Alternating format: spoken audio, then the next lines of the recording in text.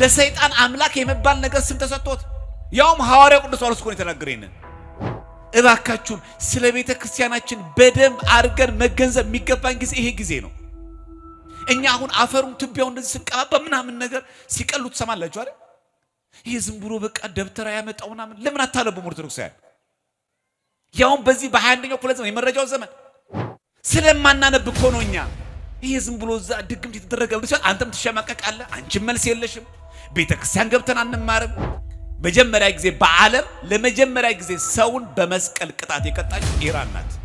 እኛ ደግሞ በጣም እኮ ስንፍናችን እኮ እኛ ደግሞ እኮ የሚያይለው ልክ ይሄን ጥቅሳውን ብናገኝ የሆነ ገድል ድርሳን ላይ እኔ ይቅርታ አድርግልኝ ገድለ ተክለ ሃይማኖት ነው አልቀበልም ይላል።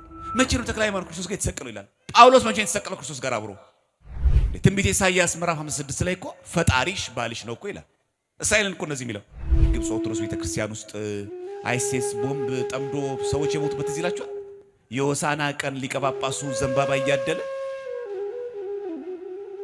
የዛ ሰዓት ላይ ብዙ ግብጻውያን ኦርቶዶክሳውያን ማለቁ።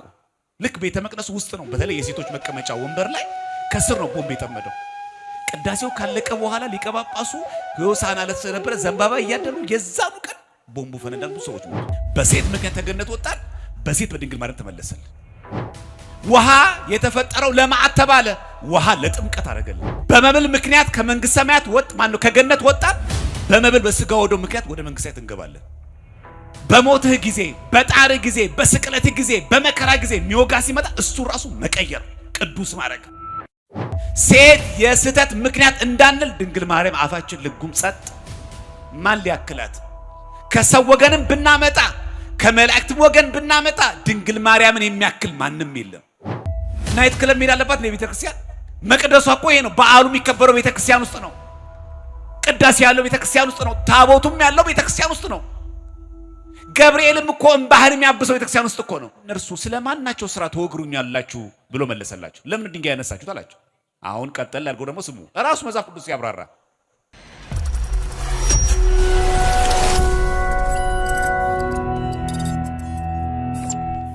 የትምህርታችን ርዕስ የሚሆነው እኔ አማልክት ናችሁ አልኩ በሚል ይሆናል። ቃሉን የምናገኘው በዮሐንስ ወንጌል ምዕራፍ 10 ቁጥር 34 ላይ ነው። አይሁድ ፈሪሳውያን መድኃኔዓለም ኢየሱስ ክርስቶስን ስለ አምላክነቱ ጠይቀውት ነበር። በአሕዛብ ዘንድ በተደጋጋሚ ጊዜ እንደምንሰማው አንተ ስለ ራስህ ምን ትላለህ ብለው ይጠይቁት ነበር እና ጌታችን በዮሐንስ ወንጌል ምዕራፍ 10 ቁጥር 30 ላይ እኔና አብ አንድ ነን ብሏል። አይታችሁ ከሆነ በተለይ ወጣቶች ኢየሱስ ክርስቶስ እኔ አምላክ ነኝ ያለበትን ቦታ አሳዩን የሚል ጥያቄ ሲጠይቅ ሰምታችሁ ከሆነ ማለት እዚሁ ገጸ ንባብ ላይ ጌታችን የተናገረበት አለ። ቃል በቃል እኔ አምላክ ነኝ ያለበት ማለት ምን ብሎ ካልን የዮሐንስ ወንጌል ምዕራፍ 10 ቁጥር 30 ላይ እኔና አብ አንድ ነን አለ። አይሁድ ገብቷቸዋል። እኔና አብ አንድ ነን ማለት እኔ ከባህሪ አባቴ ከአብ ጋር አንድ ነኝ እኔም እግዚአብሔር ነኝ እያለ እንደመሆኑን እንደገባቸው የምናውቀው ቁጥር 31 ላይ እኔና አብ አንድ ነን ያለው የዮሐንስ ወንጌል ምዕራፍ 10 ቁጥር 30 ላይ ነው። ቁጥር 31 ላይ አይሁድ ሊወግሩት ድንጋይ ያነሱ ይላል። ገብቷቸው አይታችሁ የእግዚአብሔር ባሪያ ነኝ እያላቸው እንዳልሆነ አውቀዋል። ከነቢያት አንዱ ነኝ እያላቸው እንዳልሆነም ገብቷቸዋል። ልብ በሉ። እኔና አብ አንድ ነን ሲሏቸው የዮሐንስ ወንጌል ምዕራፍ 10 ቁጥር 30 ላይ ቁጥር 31 ላይ አይሁድም ሊወግሩት ድንጋይ ያነሱ ነው የሚለው። ለምን? ራሱን ከእግዚአብሔር ጋር አምላክ ነኝ እንዳለ ገብቷቸዋል። አሁን ቁጥር 32 ደግሞ ቀጥሎ ራሱ መጽሐፍ ቅዱስ ሲናገር ኢየሱስ አለ ከአባቴ ብዙ መልካም ስራ አሳየኋችሁ ከነርሱ ስለማናቸው ስራ ትወግሩኛላችሁ ብሎ መለሰላቸው። ለምን ድንጋይ ያነሳችሁት አላቸው። አሁን ቀጠል አድርጎ ደግሞ ስሙ ራሱ መጽሐፍ ቅዱስ ያብራራ። ቁጥር 33 ላይ አይሁድም ስለ መልካም ስራ አንወግርህም ስለ ስድብ ነው አሉት። ምንድነው ስድቡ? አንድ ሰው እኔ ከእግዚአብሔር ጋር እኩል ነኝ ካለ ስድብ ነው። እግዚአብሔር መናቅ ነው፣ ክህደት ነው። እንዴት ፍጡር ከፈጣሪ ጋር እኩል ይሆናል?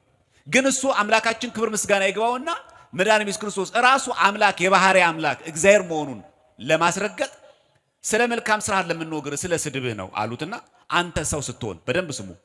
አንተ ምን ስትሆን አሉት? ሰው ስትሆን ራስህን አምላክ ስለማድረግህ ነው እንጂ ብለው መለሱለት። አያችሁ አሁን ጥያቄው ምንድነው?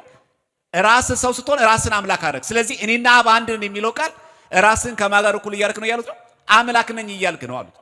አሁንም ጌታችን መለሰ እኔ አምላክ አይደለሁም ማለት።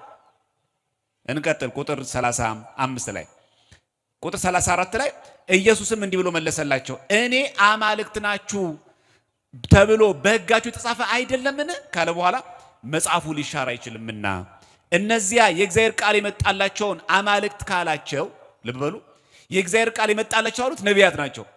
እግዚአብሔር እንደዚህ ይላል ይቤ እግዚአብሔር እያሉ የተናገሩት ማለት ነው። የሰራዊት ጌታ እግዚአብሔር አምላክ እንደዚህ ይላል ብሎ የተናገሩት እንኳን ነቢያት እነ ኢሳይያስ፣ እነ ልበ አምላክ ዳዊት፣ እነ ኤርሚያስ እነሱ እንኳን በጸጋ አማልክት ከተባሉ፣ አይታችሁ ንግግሩ ከተባሉ ካላቸው ነው እንደሚለው። እነሱን አማልክት ካላቸው፣ በነገራችን ላይ አምላክ አንድ ነጠላ ቁጥር ነው አይደል? አማልክት ደግሞ አምላኮች ብዙ ቁጥር ነው። ልብ በሉ ክርስቲያኖች፣ አምላክ ማለት ነጠላ ቁጥር ነው። አማልክት ስንል ደግሞ ብዙ ቁጥር ነው። አምላክ ማለት ገዢ ነው አይደል? አማልክት ነው ገዢዎች ማለት። እነዛ የእግዚአብሔር ቃል የመጣላቸውን እኮ ነው ያለው። ነቢያቶቹን አማልክት ካላቸው ይልና ቁጥር 36 ላይ የእግዚአብሔር ልጅ ነኝ ስላልሁ እናንተ አብ የቀደሰውን ወደ ዓለም የላከውን ትሉታላችሁ አላቸው። የእግዚአብሔር ልጅ እነዛ እንኳን የእግዚአብሔር ቃል የመጣላቸውን እነሱን እንኳን አማልክት ካላቸው፣ ስለዚህ አማልክት ይባላሉ። ሰው ቅዱሳን በጸጋ አምላክ ይባላሉ። ልብ በሉ ክርስቲያኖች፣ ብዙ ሰዎች ይሄ ቃል ስንሰማ በተለይ እነዚህ የክብረ ቅዱሳንን በምናስብበት ጊዜ እንደዚህ ለምንድን ነው የምትከፋፍሉት? የባህሪ የጸጋ እያላችሁ እንደው አትውሰዱበት በቃ እግዚአብሔር ብሎ በጣም አንዳንዶቹ እንደውም ለእግዚአብሔር በጣም የተቆረቆሩ መስዋዕት የሚናገሩ ሰዎች አሉ። ይሄ እኮ አለማስተዋል ነው። ምን ማለት ነው? ይሄ ማለት እኔ ቅዱስ ነኝና እናንተ ምን ማለት ቅዱሳን ሁኑ። ተመልከቱ፣ እግዚአብሔር ቅዱስ ነው፣ ምንም ጥያቄ የለውም።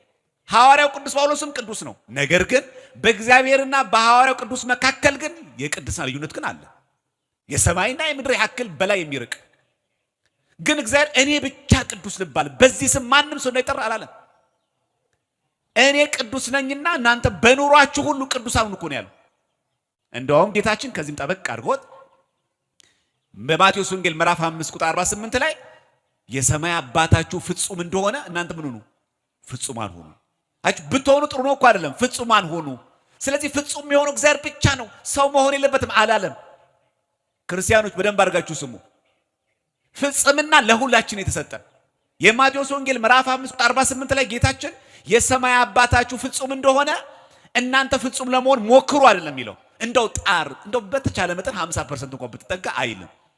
የሰማይ አባታችሁ ፍጹም እንደሆነ እናንተ ፍጹማን ሆኑ ነው፣ ትእዛዝ ነው። የአምላካችን የመድኃኒታችን ኢየሱስ ክርስቶስ ቃል ነው። ስለዚህ ሰዎች አማልክት ይባላሉ። እንደው ታውረን ነው እንጂ ሰይጣን እንኳን አምላክ ተብሎ ለመጽሐፍ ቅዱስ ላይ ሁለተኛ ቆሮንቶስ ምዕራፍ 4 ቁጥር 4 ላይ ምን ይላል? ቃል በቃል የዚህ ዓለም አምላክ የማያምኑትን ሐሳብ አሳወረ እኮ ይላል። የዚህ ዓለም አምላክ የተባለው እኮ ሰይጣን ነው። ለሰይጣን አምላክ የመባል ነገር ስም ተሰጥቶት ያውም ሐዋርያው ቅዱስ ጳውሎስ እኮ ነው የተናገረው። የእግዚአብሔር አምላክነትን ቀምቶ ነው ሼር አድርጎት ነው አይደለም።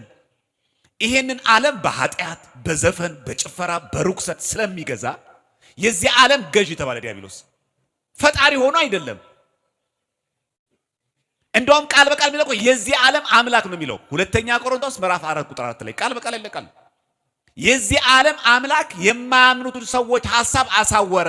የሚያሳውር ማን ነው? ክፉ ዲያብሎስ። ምን ተባለ? የዚህ ዓለም አምላክ ፈጥሮ ነው።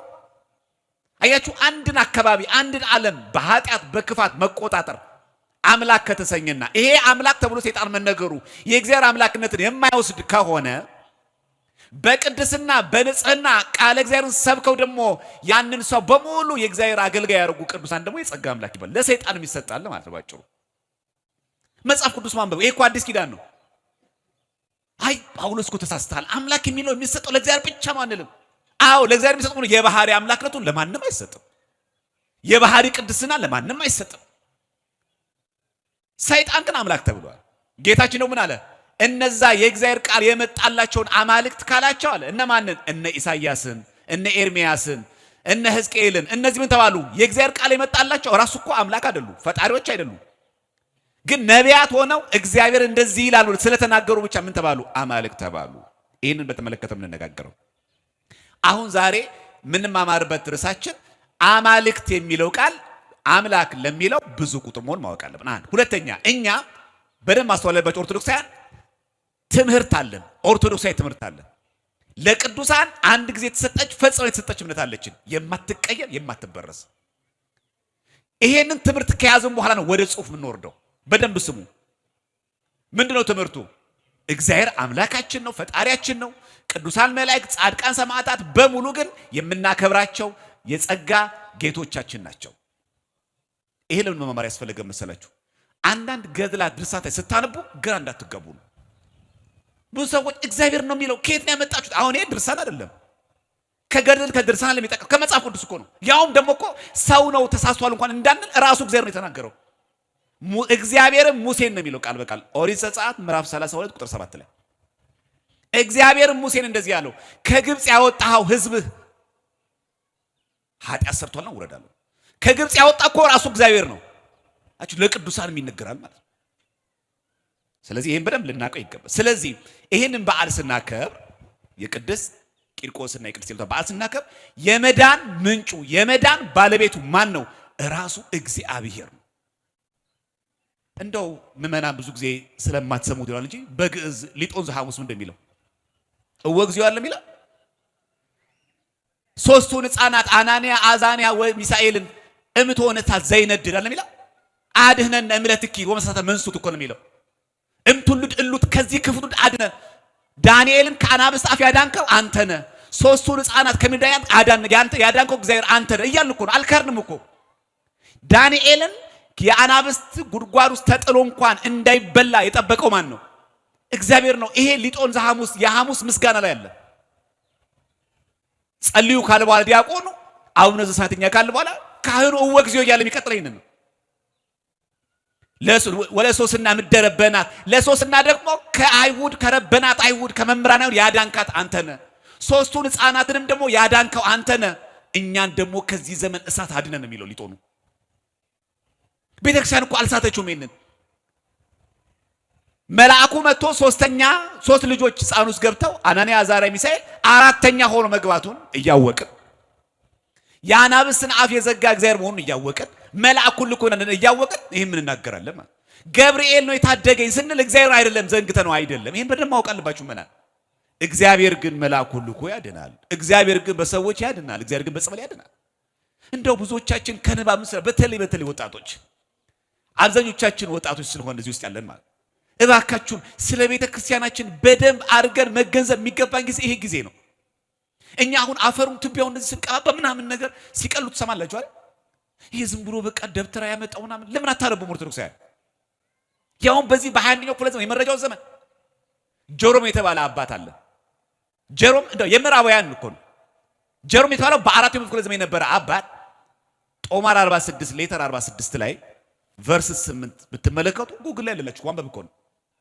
ኤቭሪዌር ይላል የትም ቦታ ላይ የቅዱሳን አጽም መቃብራቸው ባለበት ቦታ ስፍራ ሁሉ እናከብራ ይላል። ቃል በቃል ነው የሚለው። ጀሮም ደብተራ ነው። ጀሮም ኢትዮጵያዊ ነው። ስለማናነብ እኮ ነው እኛ ይሄ ዝም ብሎ እዛ ድግምት የተደረገ ብቻ አንተም ትሸማቀቃለህ። አንቺ መልስ የለሽም። ቤተክርስቲያን ገብተን አንማርም። ሰንበት ቤት ገብተን አንማርም። ቤተክርስቲያን መዋቅር ዘርግታ ትምህርት ተዘጋጅቶ አንማርም። በተጠየቅን ቁጥር ግን በቃ ድንብርብራችን ነው የሚወጣው። አለኮ ጀሮም የተናገረንን የ4ኛው ክፍለ ዘመን የትም ቦታ ላይ የቅዱሳን አጽም ስናገኝ ይላል እንዱ በተራዝም ብላ እንደውም ይላል መሰላችሁ አፈሩን አሽ ነው የሚለው። እንደውም አፈሩን ትቢያውን ይዘን ከንፈራችን ፊታችን እዚህ እንቀበል ይላል። እኛ ሀገር ብቻ ያለ አድርገን ነው የምናስበው ብዙዎቻችን። እንደው ዝም ብሎ አባቶች ነው በልማድ ዝም ብሎ ሰው እንደው ወንጌል ካለመማሩ የተነሳ በልማድ ያመጣው አይደለም። የኔና ያንተ የእውቀት ማነስ ነው።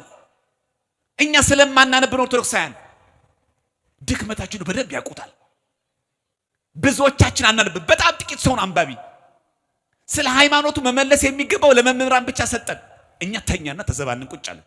ሲጠይቁን ድንግርግራችን ነው የሚወጣው። ከዛ ምን እንላለን? እኔ እንኳን ስለ እምነቴ ብዙ እውቀት የለኝም፣ ግን ኦርቶዶክስን ወዳታለሁ ይላል። ይሄ እኮ አያስመልጥህም።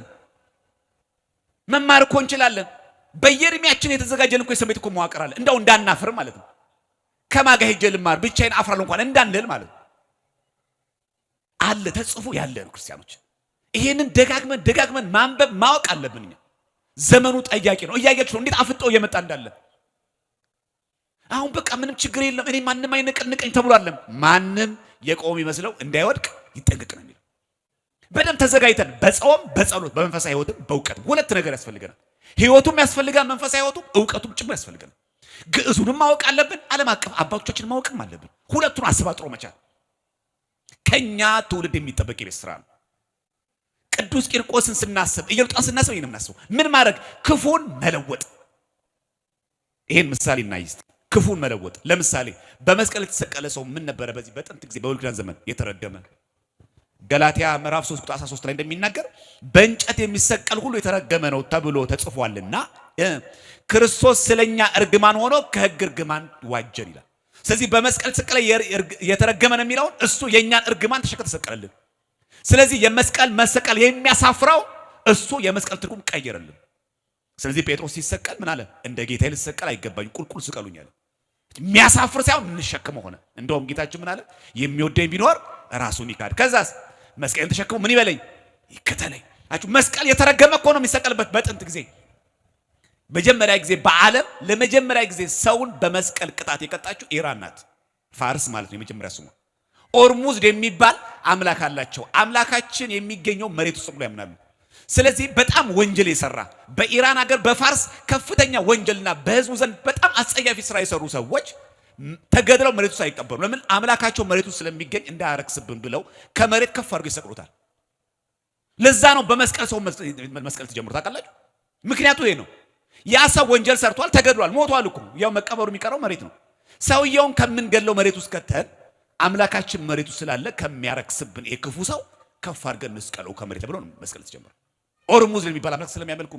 ስለዚህ በዛ ዘመን ምን ተደረገ? በመስቀል የሚሰቀል ሁሉ የተረገመ ተባለ። ይሄን እርግማናችን ተሸክሞ የመስቀል ትርጉም ቀየረልን አምላካችን። ስለዚህ ጳውሎስም ብሎ ተናገረ፣ ከክርስቶስ ጋር ተሰቅያለሁ አለ። እኔም አሁን ሕያው ሆኜ አልኖርም ይላል ገላትያ 2:20 ላይ። አሁን እቺ ቃል እንኳንም ገድል ላይ ያልተጻፈች፣ ገድል ላይ ቢጻፍ ኖሮ መቼ ነው ጳውሎስ ደግሞ ክርስቶስ ጋር የተሰቀለው ይባል ነበር። ግን ጳውሎስ ነው ያለው። ገላትያ ምዕራፍ 2 ቁጥር 20 ስትመለከቱ እኔ ከክርስቶስ ጋር ተሰቅያለሁ ይላል። መቼ ተሰቀለ? ሲጀመር ክርስቶስ ሲሰቀል ጳውሎስ አሳዳጅ አልነበር? ይሄን የተናገረው እኮ በቀኝ የተሰቀለው ወንበዴ ቢሆን ኖሮ አዎ ነበር እንላለን። በግራ የተሰቀለው ወንበዴ ቢናገረው ይሄንን አዎ ተሰቅሎ ነበር እንላለን። ይሄን እኮ የሚናገረው ጳውሎስ ነው። ክርስቶስ በቀራንዮ አደባባይ ሲሰቀል ለዓለም ጳውሎስ በአካል ተገኝቶ በቀኝ በግራ ተሰቅሏል? አልተሰቀለም። ግን ምን ብሎ ተናገረ? ገላትያ ምዕራፍ 2 ቁጥር 20 ላይ እኔ ከክርስቶስ ጋር ተሰቅያለሁ አለ። መቼ ተሰቀለ? አብሮ። አሁን እቺ ተአምረ ማርያም ላይ ብትጻፍ ኖሮ አያችሁ ኦርቶዶክሶች ብላችሁ ማርያም ድንግል ማርያምን ከክርስቶስ ጋር ተሰቀላችኋት ይሉ።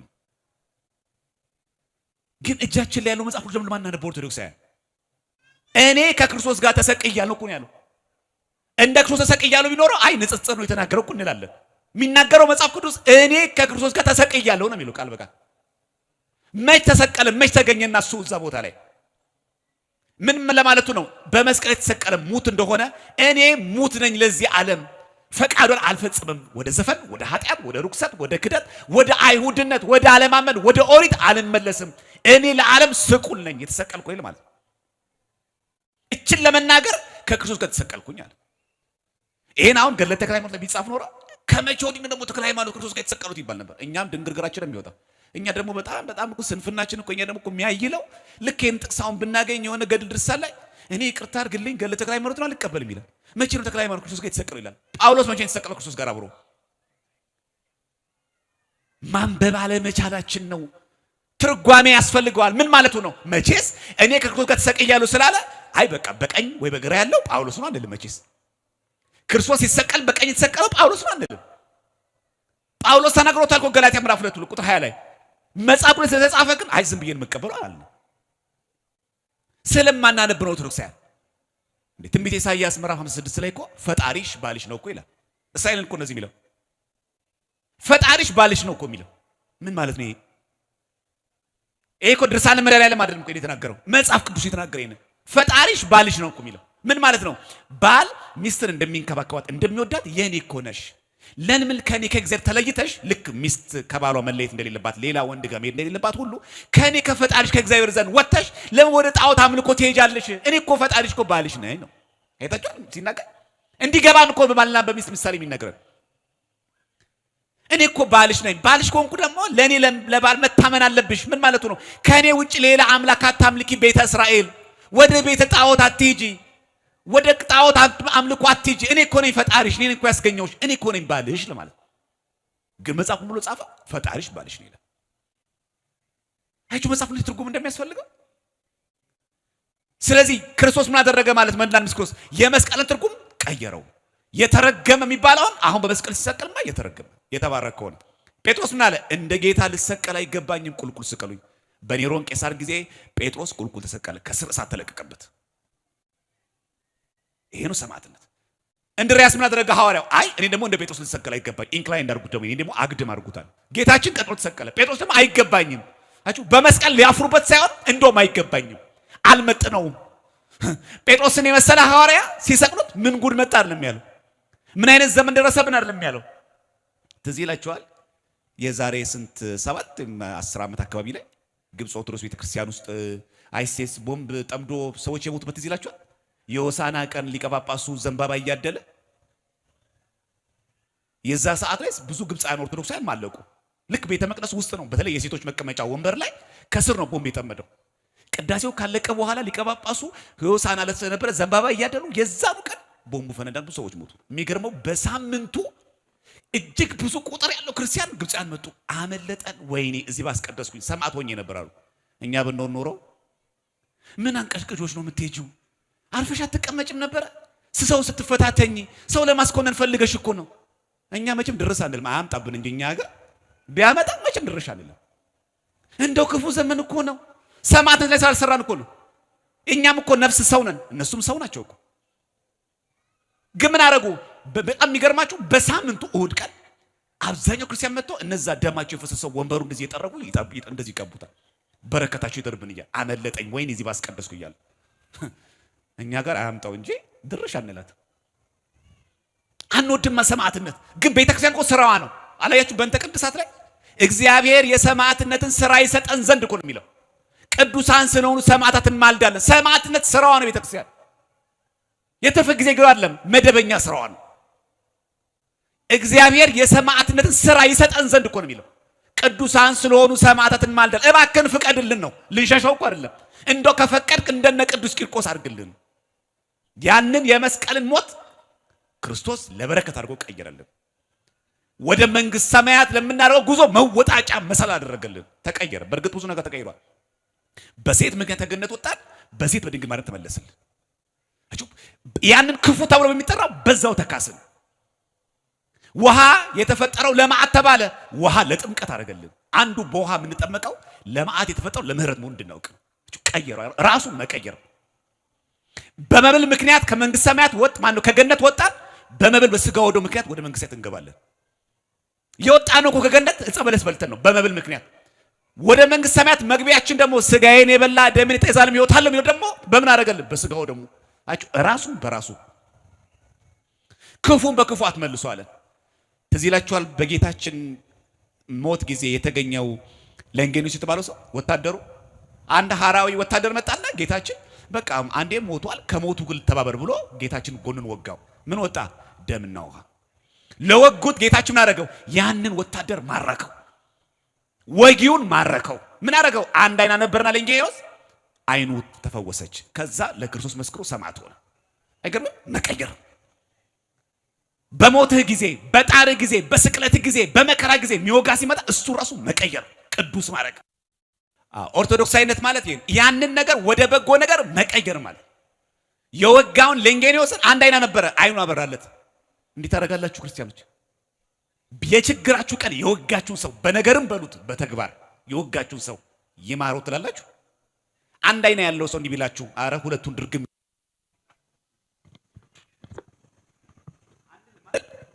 አናረገውም። ይሄንን እንደውን ሲፈልግ ድርግም አድርጎ ያጥፋው ነው የምንለው እንጂ እኛ አንድ አይና ኖሮት አንድ ሰው መጥቶ በመከራችሁ ጊዜ ቢወጋችሁ ጌታችሁ ምን አደረገ?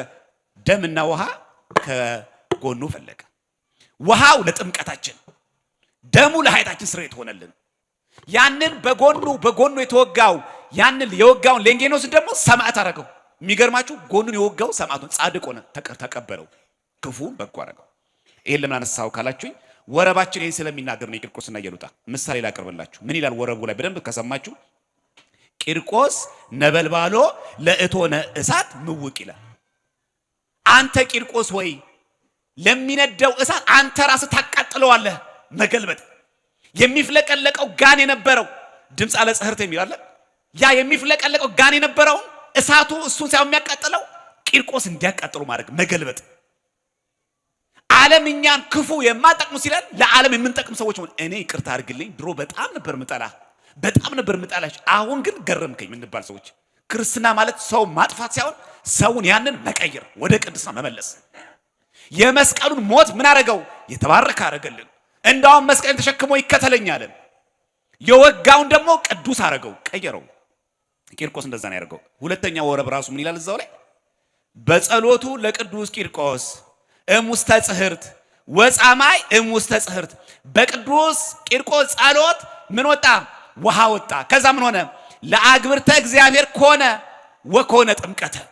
ለእግዚአብሔር አገልጋዮች ጥምቀት ሆነ። ያ የሚያጠፋቸው የተባለ የተፈለቀለቀው ውሃ ለብዙ ሰዎች ለድህነት የሚሆን ውሃ አድርጎ የጥምቀት ውሃ አረገው፣ ቀየረው። አማልክት ዘበጸጋ። መስቀሉ የተረገመ የተባለውን ክርስቶስ ተሰቅሎ ባረከልን። በመስቀላውን አናፍርም፣ አንገታችን ላይ እናስራለን። ካህናት አባቶቻችን ላይ እጅ አለ። ቤተ መቅደሳችን አናት ላይ መስቀል ጉልላት አለ። ኪዳን ሲደርስ መስቀል ይያዛል። ቅዳሴ ሲቀደስ መስቀል ይያዛል። አናፍርበትም። ምን አለን? መስቀል ኃይላችን ነው አለ። መስቀል ቤዛችን ነው። መስቀል ነፍሳችን መዳኛ ነው። አይሁድ ይክዱታል፣ እኛ ግን እናምነዋለን። ያመነው እኛ መስቀሉ ድናለን እያልን ደግሞ እንጸልያለን። መስቀል እኮ የተሰቀለ የተረገመ ነበር፣ ቀየረው ጌታችን። ክርስትና ማለት እንደዚህ ነው። የወጋውን ሌንጌኒዮስን ሰማዕት አድርጎ ቀየረው። የሚፍለቀለቅበት የተወረወረበትን ቂርቆስን ቀየረውና ለእግዚአብሔር አገልጋዮች ጥምቀት አድርጎ ቀየረው። ይሄ ውሃማ መጥፎ መሆን የለበትም፣ ወደ በጎ ቀይሩት። የተፈለቀለቀው እኮ እንዲገድለው ነበር፣ እንዲያጠፋው ነበር፣ ግን ለጥምቀት አድርጎ ቀየረው። አይገርም? እሳቱ እንዲያቃጠው ነበር የተፈለገው፣ ቂርቆስ ግን እሳቱ ራሱ አቃጠለው። እንዴት ታደርጋላችሁ? ሶስቱ ሕፃናት እሳቱ የገቡት እኮ ቁጥር ለመቀነስ ነበር። አራተኛ ሆኖ ቁጥሩ ጨመረ፣ ገብርኤል ገባ። የእግዚአብሔር ስሙ የተመሰገነ ይሁን። ቁጥር አይቀንስም፣ ይጨምራል ማለት ቁጥር ማለት ነው። ቂርቆስና ኢየሉጣም እሳት ውስጥ ገቡ፣ እንዲጠፉ እንዲሞቱ ነበር። ቁጥር 3 ሆነ፣ ገብርኤል ገባ። ያ ውሃ ምን ሆነ? የሚደፋ የሚጣል ውሃ አልሆነም፣ ለጥምቀት። እንደዚህ ያርጉታ ክርስቲያኖች። በጣም ክፉ የሆነው የምትሉት በጣም መጥፎ የሚለው እስቲ አስተምረን መክረን የቤተክርስቲያን ልጅ እናድርገው። እስቲ እናስጠምቅ። ሚዲያ ላይ እኮ አገልግሎቱ ይሄን መሆን ያለበት። እንዲህ ዝም ብሎ ስክሮል እያደረጉ መዋል ቲክቶክ ምን ይጠቅማል? የማይጠቅም የተባለ የቤተክርስቲያን ጠላት የተባለው ማርኮ ኦርቶዶክሳዊ ማድረግ፣ ምርጥ ዕቃ ማድረግ። ጌታችን እንደዛ ላይ ያደርጋል። አሳዳጅ የነበረውን ሳውልን የቤተክርስቲያን ነዋየ ህሩ ያደረገው፣ የወንጌል ገበሬ ሐራሴ ወንጌል ያደረገው። አሳዳጅ ነበር ግን ማለት አላጠፋውም። ጳውሎስን ቀየረው፣ የቤተክርስቲያን ምርጥ ዕቃ አደረገው፣ ቀየረው። ዛሬ እዚህ የተገኘ ነው ቂርቆስና ኢየሉጣ እንደ አክተር ሰው ገድለው አይደለም፣ ተገድለው የብዙዎችን ህይወት አጥፍተዋል። ራሳቸው መስዋዕት አድርገው ምን አደረጉ? ያንን መጥፎን ጭምር ቀድሰውት። እንደዛ ለሚያደርጉት እኔ በሰማዕቱ በቅዱስ ቂርቆስ እኔ በሰማዕቱ በቅዱስ ጊዮርጊስ አምናለሁ እያሉ ሰማዕት የሚሆኑ እነዛ የሚገድሏቸው ሰዎች እያዩዋቸው ሰዎችን የእግዚአብሔር ልጆች ማድረግ መቀየር። ለዚህ ነው ጌታችን እንዲያል ክፉም በክፉ አትመልሱ፣ መቀየር። ጳውሎስ አሳዳጅ ነበረ። ጳውሎስን ማጥፋት አይደለም እግዚአብሔር አምላክ ያደረገው፣ አሳዳጅ እኮ ነው። ስለዚህ ምን ሆነ ማለት ነው? ያ መጥፎ ምንለው ያ የማይጠቅም የተባለው ያ ጥሩ አይደለም የተባለው ጥሩና መልካም ሆኖ ተቀየረ። ሞት ራሱ ምን ሆነ? ጌታችን ምን አደረገልን? ይሄንን በበላችሁ ጊዜ ሞትን ትሞታላችሁ አላቸው። ጌታችን ምን አደረገ? ሞትን ያጠፋው አይደለም፣ ሞትን ወደ ህይወት ቀይረልን። ስለዚህ ጳውሎስ ምን አለ? ፊልጵስዩስ 1:21 ላይ ለኔ ክርስቶስ ለኔ ህይወት ክርስቶስ ሞትም ጥቅም ነውና ቀየረው። ሞት አልጠፋም እኮ አሁንም ምን ሞታለን? ትርጉሙ ግን ተቀየረ። ወደ ሁለተኛ ቤታችን የምንሸጋገርበት ድልድይ ያደረገው አችሁ ያንን ክፉ ወደ መልካም ነገር። ኦርቶዶክስ አይነት ማለት ይሄ ከነ ቅዱስ ቂርቆስ ይልጣ የምንማረው ይሄንን ነው። የሚፍለቀለቀው ጋን ምን ሆነ? ለአግብርተ እግዚአብሔር ከሆነ ጥምቀተ ለእግዚአብሔር አገልጋዮች ለእግዚአብሔር ልጆች ምን ሆነ? ጥምቀት የሚሆን ውሃ ቀየሩት። ውሃው የተፈለገው የተፈለቀለቀው ግን ሙጫ የተጨመረበት ግን መዝሙዞ ስጋውን ቦጫጭቆ እንዲያወጣው ነበር ለድህነት። እስቲ እንደዚህ ያርጉ። እናንተ ሲዘጋባችሁ መንገድ ክፋት ይሰሩባችሁ መሰናክል ሲዘጋጁባችሁ ያንን ነገር ወደ መልካም ቀይሩት። እንደዛ ለሚያደርገው ጊዮርጊስ መተት አድርጎ መሰሪ መቶ ላይ ያጠፋው ሲል አማተበበትና ያንን መርዝ ምን አደረገው? ውሃ ተራ ውሃ አደረገው፣ የሚጠጣ ውሃ አደረገው። ግን እኮ መርዝ ነው፣ የሚገድል መርዝ ነው። ኦርቶዶክሳዊ ክርስትና ማለት ሌሎች ሰዎች ጋር የሚያደርጉትን በብልጣ ብልጥነት በመሄድ ወይ ደግሞ እንደ አክተር እያሸነፋችሁ እየገደላችሁ ቢሳው እየሞቱ ምንድነው የምንገለው? ኃጢአትን። ምንድነው የምንገለው? ክፋትን፣ ፈቃደ ስጋ ለፈቃደ ነፍስ ማስገዛትን ወደ በጎ ነገር በመቀየር ነው። ብዙ ሰዎች አሁን እኛ ገብርኤል አዳነ ብለን ስንናገር እንዴት አናጋችሁ ፍጡር እንዴት ነው? እስቲ አንድ ምሳሌ ላንሳ። ኦሪት ዘፍጥረት ምዕራፍ 37 ቁጥር 21 ላይ ዮሴፍ ሊገደል ሲል አይ በቃ ይሄን ወንድማችን አንሽጠው አንግደለው ብንሸጠው ይሻላል ያለው ማን ነው? ሮቤል ነው አይደል? መጽሐፍ ቅዱስ ይሄን ሲናገር ሮቤልም ይሄንን ሰማ ይላል። ሮቤል ታላቅ ወንድም ከእጃቸውም አዳነው ይላል። ከምናቸው አዳነው? ከእጃቸው ከራሱ ወንድሞች እኮ ነው አዳነው ይልና እንዲህም አለ ሕይወቱን አናጥፋ። ኦሪት ዘፍጥረት ምዕራፍ 37 ቁጥር 21 ላይ ሮቤልም ከእጃቸው አዳነው ነው የሚለው። ዮሴፍን ግን የሚያድነው ማን ነው? ሁላችሁ መልሱ። ዮሴፍን የሚያድነው ማን ነው? ዮሴፍን ያዳነው ማን ነው? እግዚአብሔር ነው። ግን ይላል መጽሐፍ ቅዱስ ከእጃቸውም አዳነው ሮቤልም ነው የሚለው። እግዚአብሔር አምላክ በሮቤል ተጠቅሞ ያድናል። በደንብ መስማት ያለባችሁ ብዙዎቻችን ጥቅስ ስንሰማ ድንግርግር አንበልሽ። አሁን መዳን በሌላ በማንም የለም እንድንበዘን ተሰጠን ከሰማይ በታች ማንም የለም። እውነት ነው። የመዳን ምንጭ እሱ ነው። ብዙ ሰዎች የሐዋርያት ሥራ ምዕራፍ 4 ቁጥር 12ን ስናነበው የሐዋርያት ሥራ ምዕራፍ 4 ቁጥር 7 ግን አናነባትም። ከላይ ጥያቄ እኮ አለ።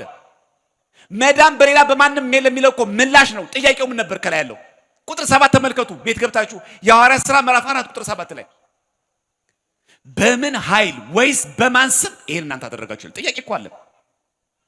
ሰውየው ድኗል። እግሩ የሰለለበት ሰው ነው። መልካም በምትባል ስፍራ የነበረ ሰው ነው። እግሩ ሰልሎበታል። ታሞ ነበረ። ይሄ ሰው ደዌ ያለበት ድኗል። አሁን ጥያቄው እዚህ ጋር አይደለም። በማን ስም ወይስ በምን ኃይል ይሄን አደረጋችሁ? ጥያቄው ሁለት ነው። ስምና ኃይል ይጠየቁት። ጴጥሮስና ዮሐንስ ሰውየውን ፈውሰውታል። በማን ስም ወይስ በማን ኃይል? መዳን በሌላ ማንም የለም ያለኝ ነው። ጥቅሱ የሚጋጭ ነበር አይደለም ከኦርቶዶክሳዊ ትምህርት ጋር።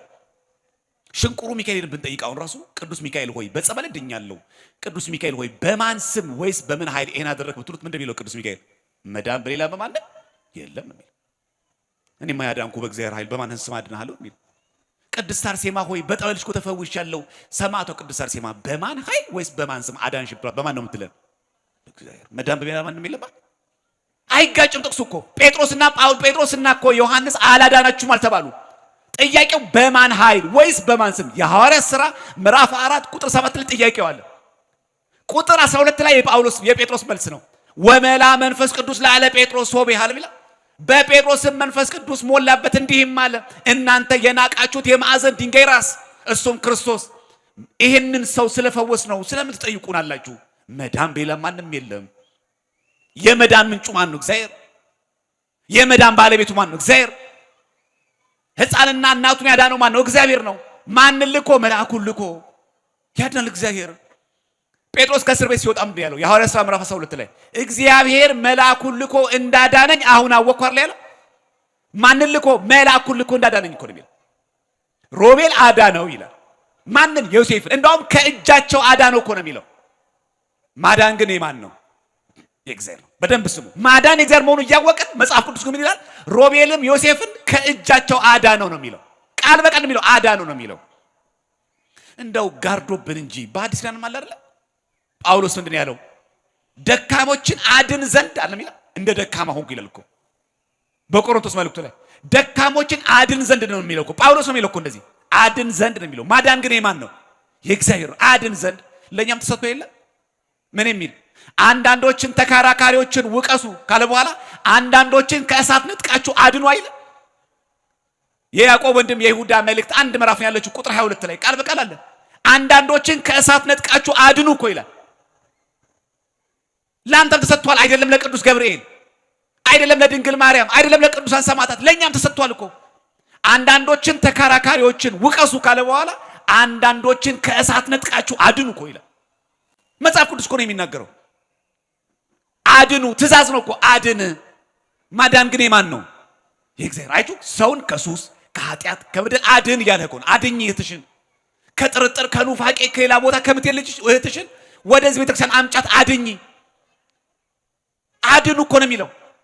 ይሄ ማዳን ግን እግዚአብሔር ማዳን ወስደነው ነው? በፍጹም አይደለም። አድን ነው የሚለው ቃሉ። እንዳለ ተጠቅሞ እናገኘዋል። ያንን ክፉን የተባለውን ነገር ወደ መልካም ነገር መቀየር። አሁን ምክንያት የለም። ሴት የስህተት ምክንያት እንዳንል ድንግል ማርያም አፋችን ልጉም ጸጥ። ማን ሊያክላት? ከሰው ወገንም ብናመጣ ከመላእክትም ወገን ብናመጣ ድንግል ማርያምን የሚያክል ማንም የለም። ሴት የስህተት ምክንያት እንዳንል ያችኑ ራሷ የሴት ዘር የሆነችዋ ራሷ ድንግል ማርያም ይሁንልኝ ይደረግልኝ ብላ አካላዊ ቃልን ጸነሰችው። ከፈጣሪ በታች ከፍጡራን በላይ ሆነች። እሷን የሚያክል ፍጡር የለም። በእምነት ብንመጣ አንድ ፍጡር ከድንግል ማርያም የበለጠ እግዚአብሔር የሚያምነው ማንም የለም። በእውቀት ደረጃ ብንመጣ በእውቀት ከፍጡራን ከድንግል ማርያም የበለጠ ስለ እግዚአብሔር የሚያውቅ ማንም የለም። በጸጋ ብንመጣ ከፍጡራን መካከል ከድንግል ማርያም የበለጠ ጸጋ ያለው ማንም የለም። ተውህቦ ምህረት ለሚካኤል እኮ ስንል ለሚካኤል ምህረት ተሰጠው። ወብስራት ለገብርኤል ደግሞ ብስራት የምናቅ ተሰጠው። ወሀብተ ሰማያት ለማርያም ድንግል ነው የሚል የሰማይ ሀብት ሁሉ ተሰጣት። ይሄ ቀረሸማ ትባል። ይሄ ጸጋ ይሰጣል፣ ይሄ ጸጋ የለህም ይባላል ለሰው። ለድንግል ማርያም ግን ይሄ አላት፣ ይሄ የላት ማለት ፈጣሪ እግዚአብሔር ለፍጡራን የሰጠው በሙሉ ነው የሰጣት። ስሟ የተመሰገነ ይሁን። ለዚህ ነው ጸጋ የሞላብሽ ያላት። ምልዕተ ጸጋ ምላት ለዚህ ነው ጸጋ የሞላብሽ። ያ በሴት ምክንያት ተጎዳ ብለን የምናወራው በሴት ምክንያት ተመለሰ። አይቱ ሴት እግዚአብሔር ምን እንደሚሰራ ወደ በጎ ነገር መቀየር፣ የሚፍለቀለቀውን እሳት ማቀዝቀዝ። እኛ ብንኖር ምን እንላለን? እኔ ላይ ያወራችሁትን ይሄ እሳት እናንተ ላይ ይገልበጣል ትሉታል። አላለም ቂርቆስ፣ አላለችም እየሉጣ እየጎተተ ወደ ገባ ውሃው ቀዘቀዘ። ውሃው ምን ሆነ? የሚፈላው እነሱ እንዲያቃጥል አይደለም ያደረገው። ምን አደረገ? ጥምቀት። ለአግብርተ እግዚአብሔር ከሆነ ጥምቀት ወረባችን እንደዛ ነው የሚለው። አንተ ቂርቆስ ለመልክ ከተመልከቱት መልካ ቂርቆስን አንተ ቂርቆስ ሆይ የሚያቃጥለውን እሳት የምታቃጥለው አንተ ነህ። እንደዚህ ያደርጋል እግዚአብሔር ስናምነው አይታችኋል። ሌላው መጨረሻ ላይ ከነዚህ ቅዱሳን ምን እንማራለን ካለን ባጭሩ ምን እንማራለን? እግዚአብሔርን ላለመካድ እንደዚህ ዋጋ መከፈል አለበት። ስራዬን አጣለሁ እኮ ከስራ ቦታ አፈናቀላለሁ እንደዚህ ያጋጥመኛል። የለም ዋጋ ክፈል። ይሄው ከባድ ዋጋ እኮ ነው። የ3 ዓመት ህፃንና እናት እግዚአብሔርን ከምክር ነው። ሌላ ነገር እኮ የለም። ብሔር አይደለም እኮ ጉዳዩ። ጎሳው ተነክቶ እኮ አይደለም። ስልጣኑ ተነክቶ እኮ አይደለም። ሃይማኖቴን ከምክድ ክርስቶስን ከምክድ የተፈለቀለቀ እሳት ይሻለኛል እኮ እኛ እናደርገዋለን። አንዳንዶቻችን እኮ ራሱ ምንዝት ሰዎች አለን። አባን ደወልኩላቸው 2-3 ጊዜ ጥያቄ ነበረኝ አልመለሱልኝም፣ ክር በጠስኩኝ። እኛ እኮ የመጨረሻ የምንቀልድ እኮ ሰዎች ነን። ይሄ እኮ ክር እኮ ቀላል ነገር እኮ አይደለም። ክርስቲያኖች ማህተም መበጠስ ቀላል ነገር እኮ አይደለም። በሰዎች ተደግፈን የምናስሆና የምንበጥሰው ጉዳይ እኮ አይደለም። ክርስቶስን ላለመካድ የሚፍለቀለቅ ጋን ይመረጣል። ስለዚህ ይሄ ቀን ዛሬ ስናከብረው የሊቀ መላኩ የቅዱስ ገብርኤልን በዓል ስናከብር ክርስቲያኖች እግዚአብሔር ላለመካድ እሳት ውስጥ ከተወረወሩ እንዴ ትንሿን ነገር ብተዋት። አንቺ ከብዶሽ የለ አንተ ከብዶ የለ። አሁንስ ከበደኝ እኮ ምን ላድርገው ግን እኮ በእምነት አይመስለኝም የሚል ሰው የለ። ይሄ የኛ ዘመን ችግር አለን ክርስቲያኖች። የሚፍለቀለቅ ጋን እኮ አይደለም። እሱን ካላገባሽ እዚህ ውስጥ ትገቢያለሽ። የሚፍለቀለቅ እኮ አልተባልሽም። አንተም እኮ እሷን ካላገባህ እዚህ ሳሱ ትገባለህ እኮ አልተባልክም። በእምነት አትመስልህም። በእምነት አይመስልሽም። ተው ስንባል እምቢ እያልን ከዛ ከወራት በኋላ እሷም ክር ትበጥሳለች፣ እሱም ክር ይበጥሳል። ምንድን የከበደችን? እሱን ላለመተው እሷን ላለመተው በእምነት ከማይመስላችሁ ጋር በማይመቻክ አትጠመዱ እየተባልን ትንሽ ነገር ከበደችን። ቂርቆስና ኢየሉጣ ግን እንደዛ ለሚያደርጉት እሳት ውስጥ ይመረጣል። ማንን ካለ እግዚአብሔርን ከመካድ እግዚአብሔርን ከመካድ የሚፍለቀለቅ ጋን ውስጥ ገብቶ ስጋችን ቢበጣጠሽ ይሻላል። ስለዚህ በዓሉ ወንጌል ነው። እሺ ኦርቶዶክሳውያን ዛሬ ገብርኤልን ብቻ ያከበርን እንዳይመስላችሁ፣ መላእክትን ብቻ ያከበርን እንዳይመስላችሁ ኦርቶዶክሳውያን ዛሬ በዓሉ ወንጌል ነው። ዛሬ በዓሉ እግዚአብሔር ያከበርንበት ነው። ለዚህ ነው ቅዳሴ ያስቀደሰን ሥጋው ደሙ የተቀበልነው። ሁለቱን ልጅ ሰዎች ከእሳት ከሚነደው የሚፍለቀለው ጋን አወጣቸው። ከዛስ ቅዳሴ ያስቀደሰን። ቀጥሎ ሥጋው ደሙ አለ። አይታችሁ ታቦት ሲወጣ ሥጋው ደሙን ተቀብለን ነው። ያለ ሥጋው ደሙ በዓል የለንማ። በል እንግዲያውስ በቅዱስ ቂርቆስና በቅዱስ ኢየሉጣ አማላጅነት ታምናለህ? ቅዱስ ገብርኤል እንደሚረዳ ታምናለህ? በል ገብርኤል ወዳጅ ከሆንክ ቁረብ። የቅዱስ ቂርቆስና የኢየሉጣ ወዳጅ ከሆንሽ ቁረቢ፣ ሥጋው ደሙን ተቀበል። ሥጋዬን የበላ ደም የጠጣ የዘላለም ሕይወት አለው ይላል። በሥጋው ደሙ ነው የሚከበረው በዓሉ። ኦርቶዶክሳውያን በጭፈራ አይደለም፣ በዳንስ አይደለም። ትልቁ የኛ ችግር ይሄ ነው። በዓላት ስናከብር ብዙ ሰው በመብል በመጠጥ በጭፈራ የሚያሳዝነው ደግሞ ክር በጥሶ የሚሳደቡ ደግሞ እሱ ነው። ሐዋሳ ገብርኤል ይሄድ ነበረ። ቁልቢውን ገብርኤል ጓዝ ነበረ። ሸንኮራ ዮሐንስም አልቀረም። የዛን ጊዜ ግን እንሄዳለን። በቃ ቤተክርስቲያን እንሳለምና ፈታ ብለን ጠጥተን ሰክረን እንመጣለን። ወንጌል አላወቅኩም ነበር ይላል። መች ቤተክርስቲያን አለህና አንተ? ራሳችን ባጠፋነው ጥፋት ቤተክርስቲያን እንወቅሳታለን። ደግሞ ማናፈራው እኮ ሚዲያ ላይ ወጥተን ደግሞ ቤተክርስቲያን የምንሳደበው። ወንጌል አልተማርኩም እኔ ሐዋሳ ገብርኤል ብዙ ጊዜ ሄጃለሁ። አንድ ቀን ሰብኬ አላውቅም። የት አለህ አንተ? ናይት ክለብ መሄድ አለባት ለቤተክርስቲያን። መቅደሷ እኮ ይሄ ነው። በዓሉ የሚከበረው ቤተክርስቲያን ውስጥ ነው። ቅዳሴ ያለው ቤተክርስቲያን ውስጥ ነው። ታቦቱም ያለው ቤተክርስቲያን ውስጥ ነው። ገብርኤልም እኮ እንባህን የሚያብሰው ቤተክርስቲያን ውስጥ እኮ ነው። ስትማጸነው እኮ ነው። ቤቱ መገኘት አለብን ኦርቶዶክሳውያን። በዓሉ የኦርቶዶክስ ከሆነ መከበር ያለበት ኦርቶዶክስ ቤተክርስቲያን ውስጥ ነው። እኛ እየጨፈርን፣ እኛ እየደነስን፣ እኛ እየሰከርን እንዴት ገብርኤል ይስማን? እንዴት ሀገራችን ሰላም ትሁን? እንዴት ቤተሰቦቻችን ይባረኩ? ደግሞ የምታመካኘው በገብርኤል ነው። ገብርኤልን የምትወደው ከሆነማ ጠዋት አስቀድሰ ስጋው ደሙን ተቀበል። ቂርቆስን የምትወደው ከሆነማ አስቀድሰን ስጋው ደሙን ተቀበል። እግዚአብሔር የሁላችን መጨረሻ ያሳምርልን። ወስብሐት ለእግዚአብሔር።